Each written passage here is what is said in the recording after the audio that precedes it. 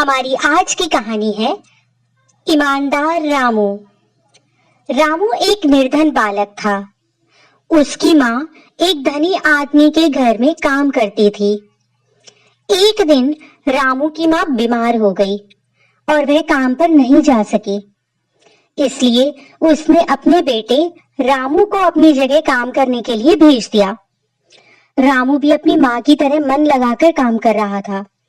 वह हर चीज को झाड़ पोंछ कर उसके स्थान पर रख रहा था। तभी उसे एक सुंदर सी घड़ी दिखाई दी। घड़ी सोने की थी और उसमें चमकते हुए हीरे भी लगे हुए थे। घड़ी देखकर वह सोचने लगा कि काश मेरे पास भी ऐसी घड़ी होती। रामू के मन में लालच आ गया। सबकी नजर बचाकर उसने घड़ी अपनी जेब में रख ली और झटपट काम निपटाकर वह अपने घर जाने लगा। वह घड़ी को जेब में डालकर वहां से निकलने ही वाला था कि उसे अपनी माँ की दी हुई शिक्षा याद आ गई।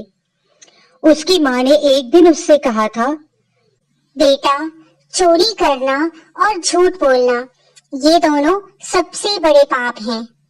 इनसे दूर रहोगे तो कभी भी तुम्हारा अपमान नहीं होगा। चोरी करोगे या झूठ बोलोगे तो कोई तुम्हें अपना मित्र नहीं बनाएगा। बेटा, हमें ईश्वर दिखाई नहीं देता, पर हमारा प्रत्येक काम, चाहे वह अच्छा हो या बुरा, कभी भी ईश्वर की नजरों से बच नहीं पाता। माँ की बात याद आते ही रामू को अपनी गलती समझ आ गई। वह वापस घर के अंदर गया। उसने जहां से घड़ी उठाई थी चुपचाप वहीं पर रख दी और बाहर निकल आया।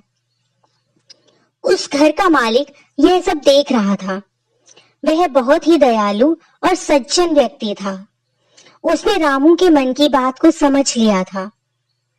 अपनी माँ की बीमारी के कारण अगले दिन भी रामू को उनके घर काम करने के लिए आना पड़ा। जब रामू काम करके वापस जाने लगा तो मालिक ने उसे बुलाकर कहा, बेटा, यह घड़ी मैं तुम्हें दे रहा हूँ। इसे अपने हाथ में बांध लो। इससे तुम्हें समय का ध्यान रहेगा। तुम ठीक समय पर अपना काम कर पाओगे। सही समय पर आया जाया करोगे।